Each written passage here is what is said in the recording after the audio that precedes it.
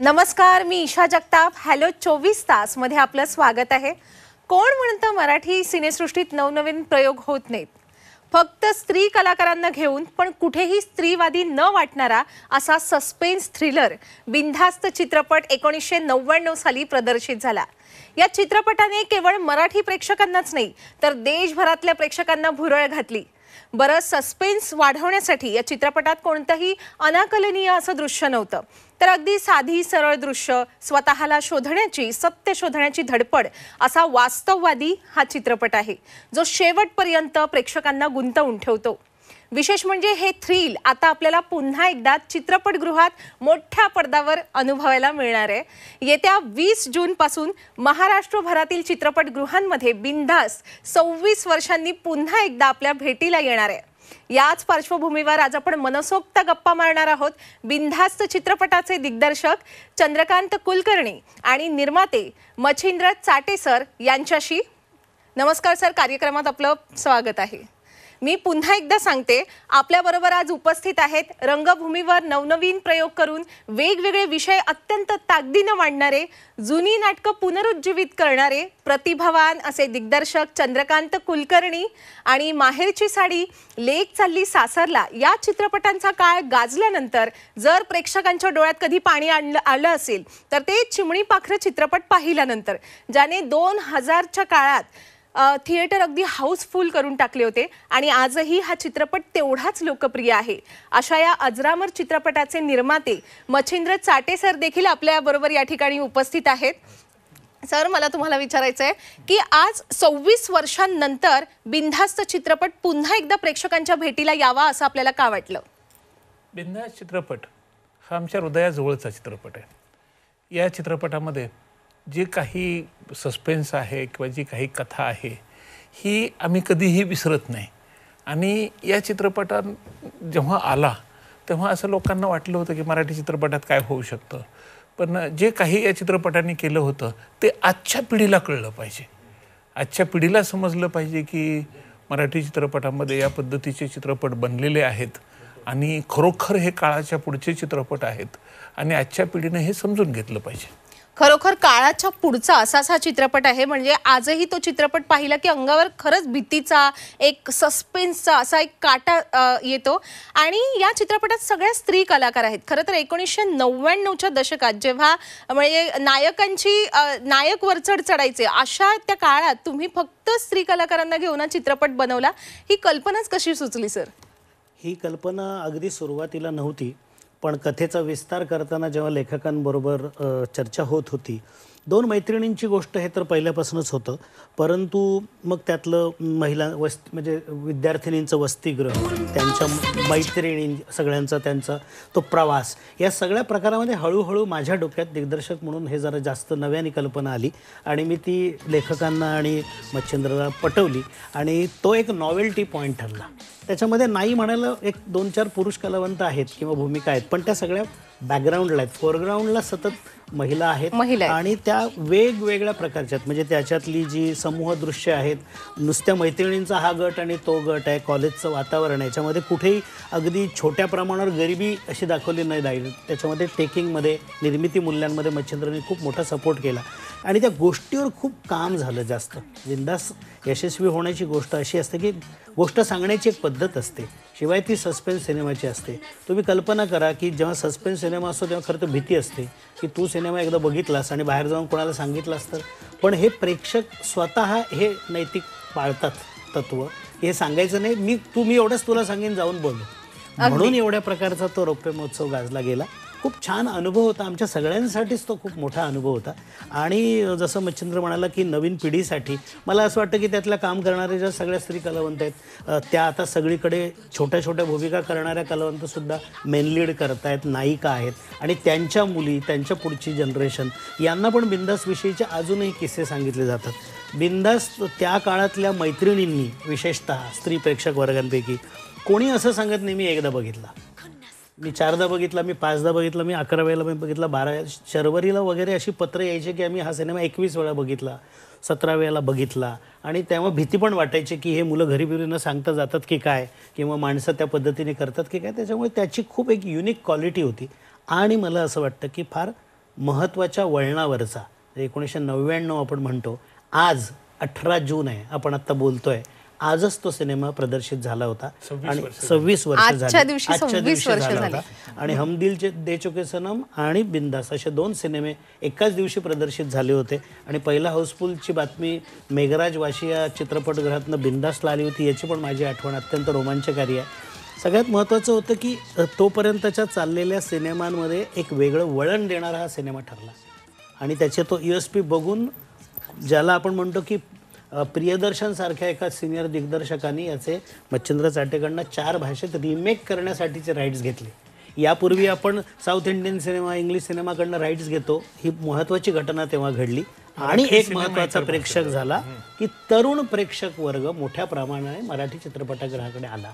कारण त्यांना वाटत होतं तोपर्यंत की माहेर, सासर, कुंकू असंच सगळं आहे वातावरण. त्याला एकूण बिनधास्तने एक छेद दिला मोठा. आणि म्हणून तो तेव्हा त्यांनी कक्षा खऱ्या अर्थाने रुंदावल्या. निर्मिती मूल्यांच्या, स्टोरी टेलिंगच्या, टेकिंगच्या. आमची तांत्रिक बाजू अतिशय भक्कम होती. कामं करणारी पहिल्यांदा होती बरीच मंडळी, पण तांत्रिक बाजू खूप भक्कम होती. खरंय सर, म्हणजे कक्षा रुंदावल्या मराठी सिनेसृष्टीच्या, हे आपण जे बोललात त्या तंतोतंत खरं आहे. कारण जसं मी सुरुवातीला म्हणाले की कोण म्हणतं की मराठी सिनेसृष्टीत नवनवीन प्रयोग होत नाहीत. आपल्या मराठी सिनेसृष्टीत 1999 साली नवनवीन प्रयोग झालेले आहेत आणि तेव्हा सुद्धा अशा प्रकारचे म्हणजे विविध विषयांवर भाष्य करणारे ही चित्रपट आपल्याकडे आहेत. त्यापैकी हा एक चित्रपट. आणि त्याचबरोबर हम दिल दे चुके सनम या चित्रपटाच्या दिवशी हा चित्रपट प्रदर्शित करण्याचं धाडस आपण दाखवलं. ही जोखीमच किती म्हणजे कौतुकास्पद आहे खरं तर. कारण इतक्या मोठ्या चित्रपटाला, मराठी चित्रपटानं. हो सर प्लीज. की 18 जूनला पिक्चर प्रदर्शित होणार होता, तर 17 जूनला BBCने एक अर्ध्या तासाचा कार्यक्रम केला होता आणि त्या कार्यक्रमामध्ये 15 मिनिट बिंदास चित्रपटाला दिले होते आणि 15 मिनिट हम दिल दे चुके सनम चित्रपटाला दिले होते. आणि चित्रपटाचं भरपूर कौतुक झालं होतं. चित्रपट रिलीज व्हायच्या 1 दिवस अगोदर, आणि तेही BBC सारख्या चॅनलवर. म्हणजे अगदी तगडी टक्कर दिली आपण बॉलिवूडला त्यावेळेला असं म्हणू शकतो. आपण असं म्हणतो की रिजनल सिनेमा ही कमी नाही, प्रादेशिक सिनेमा कमी नाही. कारण हे सगळ्यात महत्त्वाचं म्हणजे तो समोर माझ्या बसलाय म्हणून नाही, याच्यामध्ये मच्छिंद्र चाटेची तेव्हाची व्हिजन, दूरदृष्टी पण खूप उपयोगाला पडली. मराठी चित्रपटाचं एक छोटंसं विश्व निगुतीने संसार करणं असं जे होतं त्याला त्यांनी छेद दिला. जेव्हा फिल्म बनवत होतो मी, चित्रपट बनवत होतो, तेव्हा त्यांनी मला फ्री हँड दिला. त्या निर्मिती मूल्याविषयी त्यांनी कधी खळखळ केली नाही. परंतु चित्रपट तयार झाल्यावर त्याच्या दुप्पट खर्च त्यांनी निर्मिती, वितरण, प्रदर्शन, जाहिरातीवर केला. आणि त्या ज्या त्यांनी कल्पना वापरल्या त्यामुळे एक मोठी खळबळ उडाली होती आणि पोटेन्शियल दाखवून दिलं. आजही मला बिंदासचं महत्त्वाचं हे वाटतं की तू म्हणालीस तसं वेगवेगळे प्रयोग, तसंच व्यावसायिकदृष्ट्या किंवा प्रेक्षकांपर्यंत पोहोचण्याच्या दृष्टीने सुद्धा बिंदास्त हा एक वळणावरचा मैलाचा दगड आहे, टर्निंग पॉईंट आहे मराठी चित्रपट सृष्टीच्या दृष्टीने. आणि इतकं होऊ शकतं.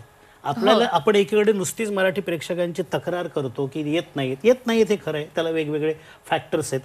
परंतु बिंदाससारखा सिनेमा बनला तर ते येतील अशी पण खात्री वाटते. आणि म्हणूनही हा रिरन आम्ही परत एकदा करतो आहोत की या निमित्ताने परत त्यांची पावलं इकडे वळावेत. अगदीच. आणि नक्कीच पावलं इकडे वळतीलच, यात काही शंका नाहीये. कारण घरी सुद्धा आपण जेव्हा हा चित्रपट पाहतो तेव्हा सुद्धा शेवटपर्यंत प्रेक्षक गुंतून राहतो. खरं तर कुलकर्णी सर, तुमच्या कामावर बोट ठेवायला कुठेच जागा नसते, पण मला वाटते दिग्दर्शक म्हणून हा तुमचा पहिलाच चित्रपट, बरोबर? माझ्यात बोट ठेवण्यासारखं काय नाही. म्हणून मला चाटे सरांना विचारायचंय की पहिल्यांदा दिग्दर्शक म्हणून चित्रपटाचा आपण कुलकर्णी सरांचीच का निवड केली? ही जोखीम का आपण पत्करली? जोखीम नाही. चंद्रकांत कुलकर्णी आणि मी, आम्ही दोघं मित्र आहोत. मी 2 वर्षांनी लहान आहे त्याच्यापेक्षा. आणि एकाच महाविद्यालयामध्ये शिकत होतो. अच्छा. रोज भेटत होतो. आणि चंद्रकांत कुलकर्णीच्या बुद्धिमत्तेबद्दल मला तेव्हाही प्रचंड रिस्पेक्ट होता आणि तो रिस्पेक्ट आजही आहे की हा प्रचंड बुद्धिमान आहे. आणि दुसरी गोष्ट, त्यावेळेस त्याने जे काही नाटकात कामं महाविद्यालयामध्ये वगैरे व्हायची किंवा चर्चा व्हायच्या, त्यावेळेसचा एक किस्सा सांगतो की हा ह्याच्यात म्हणजे डिग्री घेत असताना 3 वर्षांमध्ये जवळजवळ 40-42 वेळा स्पर्धेसाठी गेला होता, वक्तृत्व वादविवाद स्पर्धेसाठी. स्पर्धेसाठी. आणि त्यातल्या 41 वेळा त्यांनी फर्स्ट प्राइज मिळवलं. 41 वेळा 41 वेळा याच्यापेक्षा आता मी त्याचं कौतुक करतो. सिनेमाच्या जर अंगाने बघितलं तर सगळ्यात महत्त्वाचं म्हणजे खूप जणांना माहिती नाही आहे की मच्छिंद्र चाटे हा अकॅडमिकली खूप गुणवंत बुद्धिमान विद्यार्थी आहे. 2 वर्ष तो माझ्यापेक्षा खरंच लहान आहे, परंतु तो मेरिट लिस्टमध्ये आलेला आहे आणि तो इंजिनिअरिंग त्यांनी अर्धवट सोडून त्यांनी शैक्षणिक क्षेत्रामध्ये वेगळं क्रांती निर्माण केली. आणि सगळ्यात महत्त्वाचं म्हणजे तो चित्रपटाचा अत्यंत आवडता रसिक प्रेक्षक आहे. म्हणजे त्याचा आणि माझा संवाद जनरली असा असायचा, हा हॉस्टेलवर राहायचा आणि तो रोज सकाळी सिनेमा बघायचा. तो अभ्यास त्याचा पूर्ण झालेलाच असायचा, पण तो रोज आमचं कॉलेज होतं गव्हर्नमेंट कॉलेज आणि तिथून एक जवळ असणारं सिंगल स्क्रीन मोहन टॉकीज म्हणून होतं किंवा गुलजार टॉकीज म्हणून होतं, रिगल टॉकीज म्हणून होतं. आमच्याकडे मॉर्निंग शो म्हटलं जायचं आणि तो बहुतेक वेळेला कॉलेज विद्यार्थ्यांसाठीच असायचा. मच्छिंद्र जवळपास रोज सिनेमा बघायचा, इतकी त्याला सिनेमाची आवड होती. त्यामुळे जेव्हा आपण निर्माण करू सिनेमा म्हणल्यानंतर, या गोष्टीवर काम केल्यानंतर, जेव्हा मी आणि प्रशांतनी त्याला गोष्ट ऐकवली, अजित दळवींनी पण, तर तो म्हणाला मला हे आवडलं आहे, आत्ता तुम्ही जी गोष्ट लिहिली आहे ती तशीच्या तशी पडद्यावर दिसली पाहिजे फक्त. म्हटलं त्याची जबाबदारी आमची. तो म्हणाला मग पुढची जबाबदारी माझी. आणि त्यांनी खूप मोठं धाडस तेव्हा केलं. कोणीही त्याला म्हटलं असतं की कशासाठी करतोयस हे. खूप छोटे छोटे मोठे किस्से आहेत. मच्छिंद्र चाटे आणि मी, मच्छिंद्रकडे एक छोटी सुटकेस असायची. आम्ही नाच बिल्डिंगमध्ये गेलो तर लोकांनी आम्हाला एकदम कुठून आलेत हे दोघे जण असे, आणि मग तुम्ही 2 प्रिंट काढा, 5 प्रिंट काढा, कशाला एवढं मोठं करता, कशाला धोका पत्करता. पण तो त्याच्या निर्मिती मूल्यांवर पक्का होता. चित्रपट प्रदर्शित व्हायच्या अगोदर प्लाझा थिएटर 25 आठवड्यांसाठी बुक केलं होतं. अशी घटना पहिल्यांदा घडली आणि 25 आठवड्यानंतरही चालू होता सिनेमा. आणि त्याच्यासाठी प्लाझामध्ये प्रदर्शित होण्यासाठी अनेक मोठ्या बॅनरचे चित्रपट वाट बघत होते. त्याच्यामुळे थोडंसं कधी कधी राजकीय प्रेशर पण आलं. 14 आठवडे हा चित्रपट कंटिन्युअस ॲडव्हान्समध्ये हाऊसफुल असायचा. अगदी, कारण चित्रपटाचं कथानक, दिग्दर्शन, शिवाय अभिनय सुद्धा तेवढाच तगडा आहे, ताकदीचा आहे. सर, त्यावेळेला महिला कलाकारांची निवड आपण कशी केली होती? त्याच्यामध्ये खूप मोठं, ज्याला आपण म्हणतो की आता कसं त्याच्यामध्ये रीमा लागू होत्या, त्या आमच्या सिनियर मैत्रिणी, त्यांना काय, त्यांची थोडीच आम्ही काही सिलेक्शन करण्याची गरज होती. अगदी. पण अशी खूप माणसं होती की ज्यांची आम्ही, काही जणांबरोबर मी नाटकात काम केलं होतं, काही जणांचं प्रत्यक्ष काम बघितलं होतं. तेव्हा फार टेलिव्हिजनचा माहोल पण नव्हता आणि आम्ही ऑडिशन्स घेतल्या पुणे आणि मुंबई. आणि जवळपास मी मुंबईला 101 आणि 101 पुण्याला ऑडिशन्स घेतल्या. म्हणून तुमच्या बघितलं असेल या 2 मैत्रिणी ज्या आहेत, शर्वरी जमेनीस आणि गौतमी गाडगीळ, ही एक मुंबईची एक पुण्याची आहे. त्यांच्या सिलेक्शनमध्ये मीनल पेंडसे जी होती तिचं नाव आम्हाला रीमाने सुचवलं होतं. सीमा विश्वासने माझ्या, म्हणजे एवढ्या मोठ्या बँडेट क्वीनच्या रोलनंतर आणि माझ्याकडे त्यांनी थिएटर केलं होतं, त्या एका विशेष भूमिकेसाठी माझ्याकडे आल्या. मोना आंबेगावकर ही उत्तम थिएटर करणारी पृथ्वी थिएटरची मराठीच मुलगी होती, पण ती सगळं हिंदी इंग्रजीचं होतं, पण तिने या गोष्टीमध्ये सामील व्हायचं ठरवलं. अशी खूप मोठी टीम छानपैकी सामील झाली. त्याच्यासाठी खूप मोठी प्रक्रिया होती, मोठं डिरेक्शन डिपार्टमेंट होतं माझ्याकडे आणि लोकेशन्स पण तुम्ही बघितलं असेल तर मराठीसारखं काहीही नव्हतं. याचं 30 दिवस 32 दिवस औरंगाबाद, म्हणजे तेव्हाचं औरंगाबाद, आत्ताचं संभाजीनगरमध्ये शूटिंग झालं, वेगवेगळ्या लोकेशन्सवर. रामोजी फिल्म सिटीमध्ये 11 दिवसाचं शूटिंग झालं, मुंबईत शूटिंग झालं. असं जवळपास 43 दिवसांचं शूटिंग झालं बिंदास या सिनेमाचं. म्हणजे जे 15 दिवसातच एक मराठी सिनेमा शूट करण्याचे दिवस तेव्हाही होते आणि आताही आहेत. त्याला छेद देणारं ते प्रकरण होतं. हो, वेगवेगळ्या ठिकाणी शूटिंग झालं असं सर म्हणाले की मुंबईत झालं, छत्रपती संभाजीनगरमध्ये झालं. शूटिंग दरम्यानचे काही किस्से सांगाल चाटे सर? शूटिंग दरम्यान मस्त छान वातावरण होतं, हसखेळीचं वातावरण होतं, दबाव नव्हता काही. आणि सगळ्यात महत्त्वाचं की हा चित्रपट बनवताना या चित्रपटाच्या कथेवर जे काम झालं होतं हे फार महत्त्वाचं आहे. नाहीतर काय होतं की बऱ्याच वेळा चित्रपटाचा सेट लागलेला असतो आणि संवाद लिहिले जातात, असं नाही. इथं संवाद लिहिले गेले होते आणि ते संवाद मजबूत केले गेले होते. याचं उदाहरणार्थ एक सांगतो की महाविद्यालयामध्ये एक माझी विद्यार्थिनीचं भाषण होतं आणि जेव्हा त्या 2 मुली ठरवतात की आपण आयुष्यभर एकत्र, म्हणजे मैत्री सोडायची नाही, तर त्या पद्धतीने ज्या चालत जातात, एके ठिकाणी थांबतात आणि मग त्या एकमेकींना विचारतात की हा वाराही तुला तेच सांगतोय जे मला सांगतोय. तर त्यावेळेस ती दुसरी म्हणते त्याची मैत्री काय आपल्याला माहिती नाही का वगैरे. काही डायलॉगची खरं तर ऐकतानाच ते एवढे छान वाटतंय. आणि त्याच्यामध्ये ना खूप हे श्रीमंती, ही भाषेची श्रीमंती तुम्हाला या पिक्चरच्या प्रत्येक डायलॉग मध्ये ऐकायला मिळेल. आणि त्याच्यामुळं या चित्रपटाची जी काही रिपीट व्हॅल्यू आहे, एक्स्ट्रॉर्डिनरी रिपीट व्हॅल्यू असणारा हा चित्रपट आहे की माणूस पुन्हा पुन्हा पाहतो. ते डायलॉग सारखे कानावर हे होत राहतात. आणि मला सुद्धा काही डायलॉग आठवतात, छोटे छोटे सुद्धा डायलॉग, अपेक्षेप्रमाणे तो निघूनच गेला वगैरे. हे जे डायलॉग इतके म्हणजे जीवाला हे सिनेमा होतात. लवर असल्यामुळे त्याला ते छोटे छोटे डायलॉग्स पण खूप आठवतात. पण वातावरण तू म्हणतेस तसं खूप छान होतं, शिस्तबद्ध होतं, टेक्निकली साऊंड होतं. आमचा कॅमेरामन DOP समीर अठले असो किंवा आमचे एडिटर जफर सुलतान असोत, ही सगळी मंडळी आम्हाला, पंढरीदादा जुकर जे एवढं मोठं नाव आहे ते बिंदासच्या मेकअपला होते. कॉस्ट्युम डिपार्टमेंट मोठं होतं. प्रॉपर्टी आपण सिनेमा बघतानाच हो त्याचा आवाकाच मोठा होता. जवळपास एका तिकिटात 2 सिनेमे बघितल्याचा अनुभव बिंदास देतो जर नीट आपण बघितलं तर. खूप त्या प्रकारची प्रोडक्शन व्हॅल्यू अगदीच खूप काही शिकवणारा असा हा सिनेमा आहे. जिथं जेव्हा कोणी सिनेमाचा अभ्यास करतो त्याला चित्रपटामध्ये बिनधास्तचा अभ्यास केला गेलाच पाहिजे की स्टोरी कशी असली पाहिजे. बऱ्याच वेळा ठिगळ जोडल्यासारखं वाटतं, पण इथं स्टार्ट टू फिनिश कुठेही एखादा सीन अनावश्यक आहे किंवा कुठेही हे टाळता आलं असतं किंवा हे कशासाठी करतायत, मनोरंजनासाठी म्हणून काहीतरी वेगळं टाकायचंय, असं काही नाही. ते रहस्य चित्रपट असल्यामुळे त्याची साखळी एक एक जोडण्याचं जे काम होतं ते सगळे सीन्स करत होते आणि शेवटापर्यंत नेत होते. अगदी, आणि म्हणूनच प्रेक्षक एवढे गुंतून राहतात, अजिबात कंटाळा येत नाही कुठल्याही दृश्याला, कारण तुम्ही त्या सगळ्याचा आधी विचार केला की हे सगळं लिंक्ड वाटायला हवं. हो. आणि आजच्या पिढीने हे पाहायला हवं. अगदीच अगदीच खरोखरच सिनेमा काय असतो. आज जे काही चित्रपट येत आहेत, नाव कुणाचं घेऊ नये, पण त्या चित्रपटामध्ये मेहनत कमी असते. आणि जी मेहनत असते की चित्रपट बनवताना, जसं प्रशांतनं आणि चंदूनं आणि कलाकार स्वतः मेहनत केली होती, कलाकारांकडून मेहनत करून घेतली होती. प्रतीक्षाचा एक छोटासाच रोल आहे, पण कॉलेजचे दिवस म्हणजे सोनेरी दिवस असं म्हणायलाच लागतं, कारण ह्या दिवसातलं सोनं विकून तर आपण पुढे मोठे झालेलो असतो वगैरे. हे एक एक डायलॉग प्रत्येक व्यक्तीच्या हृदयाचा असा ठाव घेतात.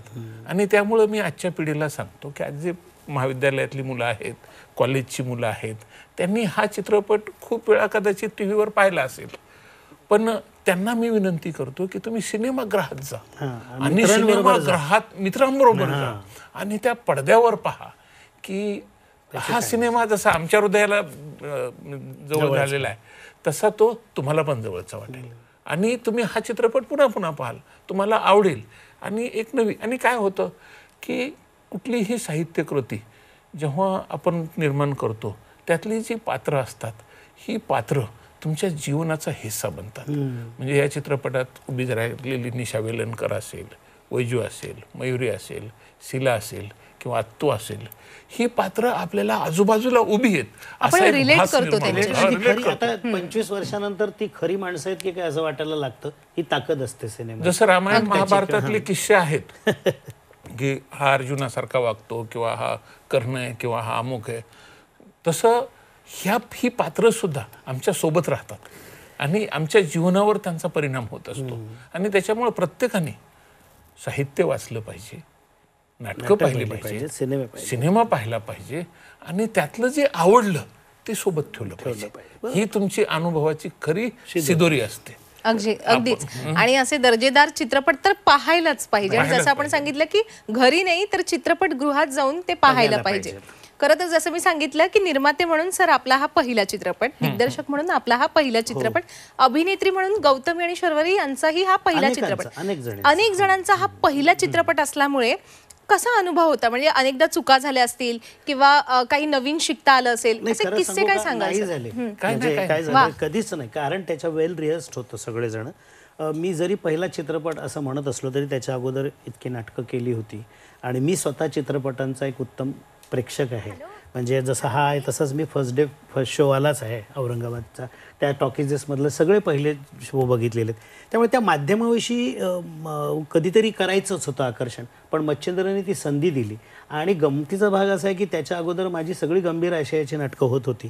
चार चौघी, ध्यानीमनी, डॉक्टर तुम्ही सुद्धा, गांधी विरुद्ध गांधी. आणि सिनेमा मात्र हा पूर्णपणे सस्पेन्स थ्रिलर आणि तो मेन स्ट्रीम मधला कॉमेडी फिल्म. त्याच्यामध्ये त्या पूर्ण सस्पेन्स कॉमेडीची मजा होती, त्याच्यातल्या सगळ्या मैत्रीची मजा होती. त्यामुळे तो फ्रेशनेस होता उलट, आणि खूप मोठी टीम. म्हणजे एखादी कॉमेडी फिल्मचा विचार करायचा असेल, या चित्रपटामध्ये निर्मिती सावंतनी जे काम केलेलं आहे, अफलातून काम. खरं तर किती कमी रोल आहे, काम आहे. म्हणजे रेक्टरचा रोल आहे, पण छोट्या छोट्या शॉर्ट्स मधनं सुद्धा ते मेंटेन केले गेले. सगळ्यांचंच काम खरंच खूप उत्तम आहे. हो. आणि खरं तर म्हणजे हा चित्रपट तरुण पिढीने बघावा असं आपल्याला काय वाटतंय, तुम्ही सांगा सर. सर म्हणाले. नाही, तरुण पिढीने जरूर बघितलं पाहिजे, कारण आपण आताच्या काळामध्ये ज्याला आपण म्हणतो ना की एकतर बिंदास जेव्हा झाला तेव्हा त्यातलं वाक्य होतं की 2 पुरुषांची मैत्री कायम राहते आयुष्यभर आणि 2 मैत्रिणींची मात्र नेहमी अडथळे येत राहतात. हे मैत्रीचं तत्व आता 25 वर्षाच्या काळानंतर अजून लागू होतं. आता माणसं सगळी वैयक्तिक आणि आत्ममग्न झाली आहेत, तर मैत्रीचं काय गंमत आहे हे याच्यामध्ये अनुभवायला मिळेल. दुसरी गोष्ट, मराठी सिनेमांविषयी विचार करताना की आम्हाला हिंदीत, आता तर खरं म्हणजे या तरुण पिढीला ग्लोबल विंडो ओपन झाली आहे. त्यांना OTTवर एवढं भव्य बघायला मिळतं आहे, वेगवेगळ्या साऊथ इंडियन सिनेमे बघायला मिळत आहेत, इंटरनॅशनल फिल्म्स बघायला मिळतात. घरी बिंदासच्या वेळेला तेही नव्हतं, तरीसुद्धा त्याही काळात, स्पर्धात्मक काळात कसा दर्जेदार मराठी सिनेमा बनत होता हे सुद्धा त्यांनी बघितलं पाहिजे. म्हणजे जुन्या पिढीने स्मरणरंजनासाठी, नॉस्टेल्जियासाठी बघितलं पाहिजे आणि तरुण पिढीने त्यातल्या आशयासाठी आणि त्यातल्या थ्रिलसाठी बघितलं पाहिजे असं मला वाटतं. अगदी. आणि त्याचबरोबर त्या काळात 2 मित्रांचे चित्रपट अनेक होते, पण 2 मैत्रिणींचा असा हा एक वेगळ्या विषयाचा चित्रपट होता. हा चित्रपट जेव्हा प्रदर्शित झाला तेव्हा मनोहर जोशींनी मला घरी बोलावलं होतं त्यांच्या आणि कौतुक केलं होतं की तुम्ही फार छान चित्रपट बनवला. आणि माझी इच्छा होती बाळासाहेबांनी सिनेमा पाहावा म्हणून, पण बाळासाहेबांनीच मला फोन केला एके दिवशी आणि त्यांनी सांगितलं तुमचा पिक्चर पाहिला आणि मला फार जबरदस्त वाटलं. ही खरं तर आपल्या कामाची पोच पावती आहे. खूप जण आता आपण आलेलो आहोत कार्यक्रमाच्या समारोपाकडे. एक शेवटचा प्रश्न विचारते सर.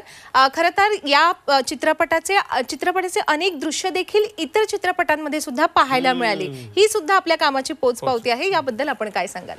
हा चित्रपट तमिळ, तेलुगू, कन्नड, मल्याळम आणि हिंदी अशा 5 भाषांमध्ये रिमेक केला गेला आणि मी रिमेक केला. माझ्यासोबत एक पार्टनर होता आणि छान रिमेक झाला. आज तमिळ फिल्ममध्ये सुद्धा या चित्रपटाचा स्नेगिदी हा कल्ट मूव्ही मानला जातो. मल्याळममध्ये सुद्धा राकिली पाटू हा कल्ट मूव्ही मानला जातो आणि हिंदीमध्ये फ्रेंडशिप म्हणून चित्रपट आला होता. पण एक गोष्ट त्या काळात घडली आणि ती म्हणजे या चित्रपटाचं एक दृश्य आणि काही स्क्रीन प्ले मधला काही भाग रचना हा प्रियदर्शननी भागम भाग चित्रपटासाठी वापरला होता. अच्छा. आणि त्यामुळं मला फार राग आला आणि मग मी कोर्ट केस वगैरे केली होती.